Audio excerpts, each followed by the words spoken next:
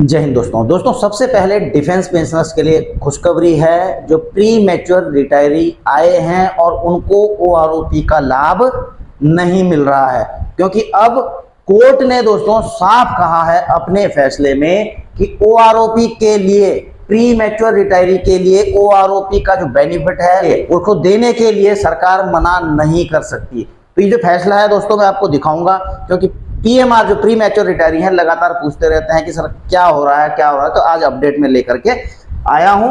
और अगला दोस्तों, 8वें वेतन आयोग पर देरी क्यों? 8वें वेतन आयोग पर भी दोस्तों लेटेस्ट अपडेट है। हालांकि आप अन्य चैनलों के माध्यम से भी देख रहे होंगे। मेरी थोड़ा तबीयत भी आज सही नहीं है, लेकिन फिर भी दोस्तों जो कुछ भी है आपके लिए मैं भी लेकर के आया हूं। तो थोड़ा तबीयत खराब होने के बावजूद भी थोड़ा बहुत गाना गा ही दूंगा, ठीक है। अच्छा, सबसे पहले 8वें पे कमीशन की बात करेंगे, क्योंकि यह सभी केंद्रीय कर्मियों और पेंशन भोगों के लिए है, तो ये कॉमन है, ठीक है ना।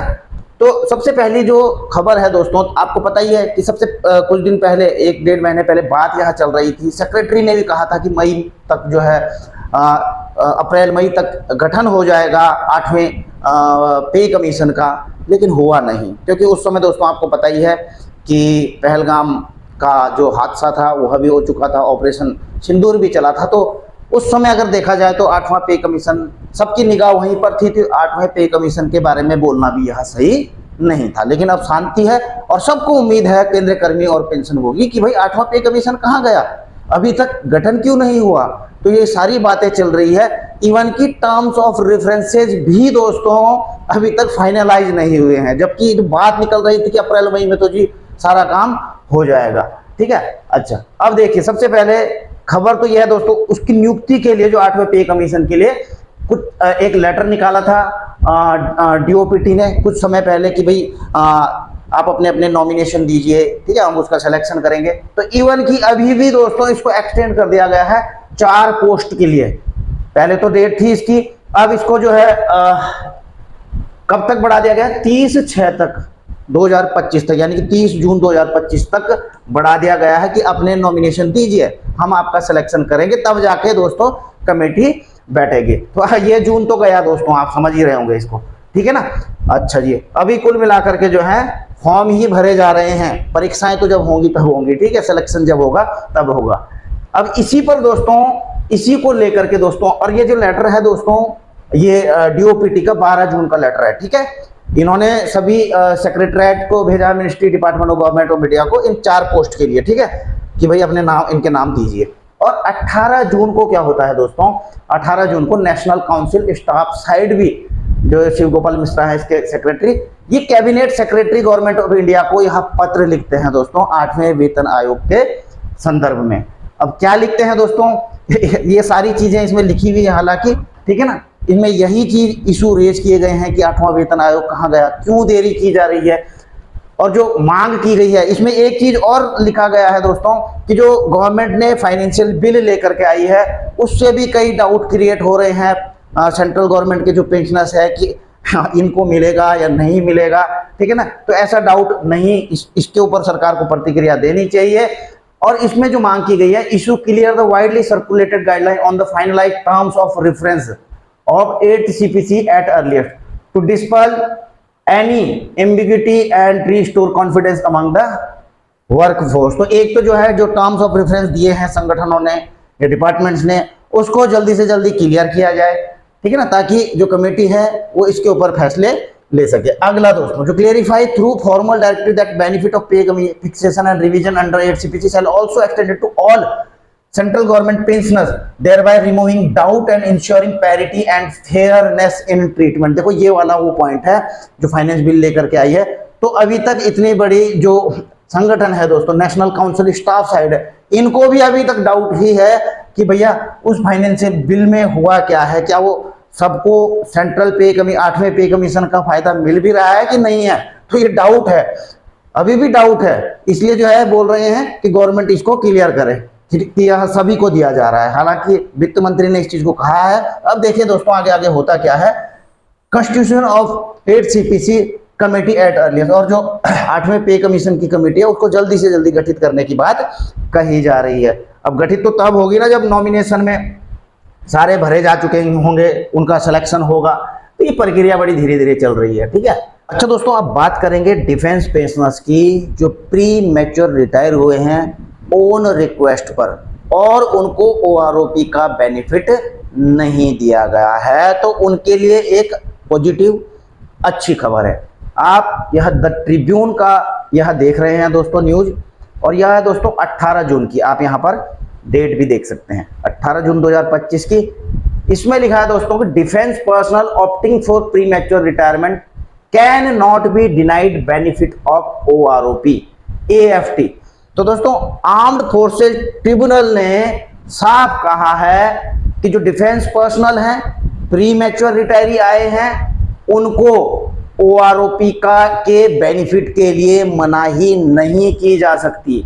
जी हाँ दोस्तों, आप देख रहे हैं tribunal bench observe that pensioners from a common category and personal who opted for premature retire and qualified for grant pension are also included in general category. यानी कि जो प्री मैच्योर रिटायरी हैं उनको आप अलग से categorise नहीं कर सकते।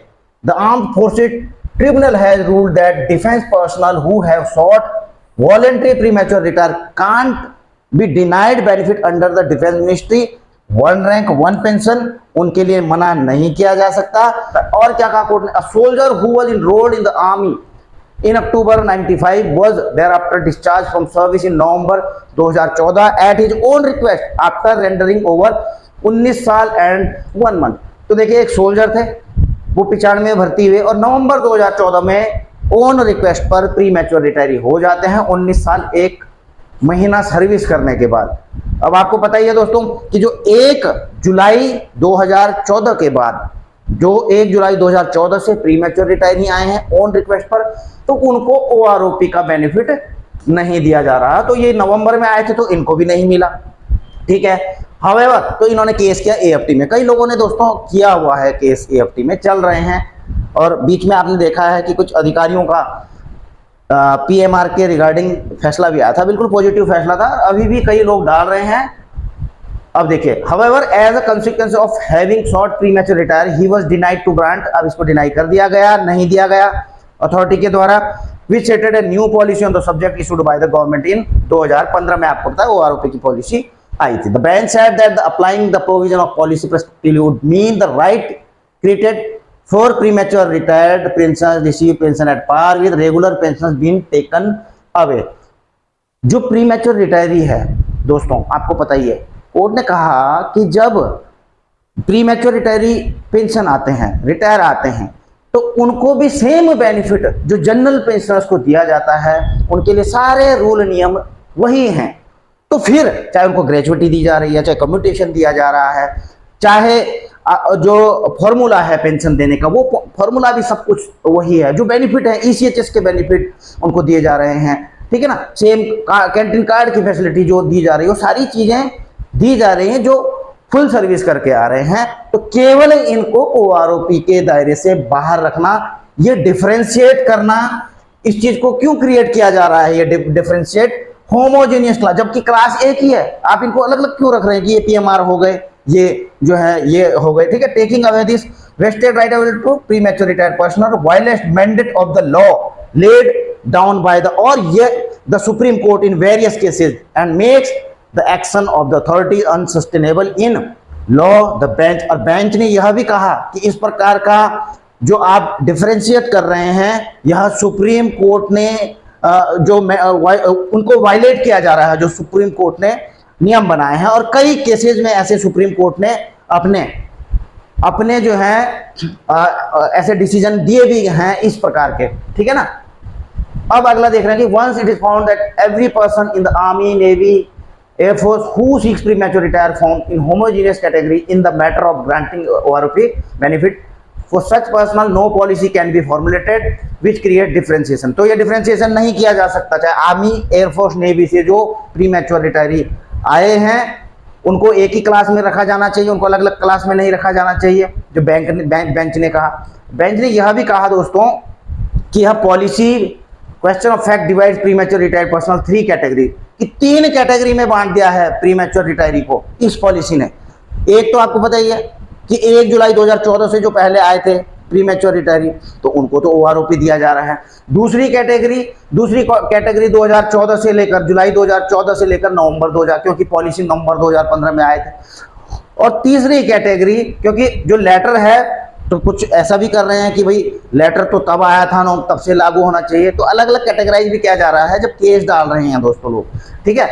और तीसरा क्या है, जो नवंबर 2015 के बाद आए हैं, तो 3 कैटेगरी में तो इनको बांट दिया गया है, लोग भी इस हिसाब से केस लड़ रहे हैं, ठीक है। आपने देखा ही होगा वॉइस ऑफ एक्सेस में भी इसी उसमें केस लड़ रही है कि भाई इतने से अलग अलग लेटर के बेसिस पे, ठीक है, merely based on the dates as indicate. जबकि कोर्ट क्या कह रहा है, hearing above definitely in the same category of premature retired personal without just cause और reason without establishing any nexus as what purpose had done amount of violating the right available under article 14 और 16, जो समानता का अधिकार होता है दोस्तों वह, इसमें डेट डूट का कुछ चक्कर नहीं है कि इसके लिए कोई कट ऑफ डेट नहीं बनाई जानी चाहिए कि आपने क्रिएट कर दिया कि कट ऑफ डेट इससे पहले वालों को नहीं मिलेगा, इससे पहले इससे और इसके बीच वालों को मिलेगा, इससे आगे वालों को नहीं मिलेगा।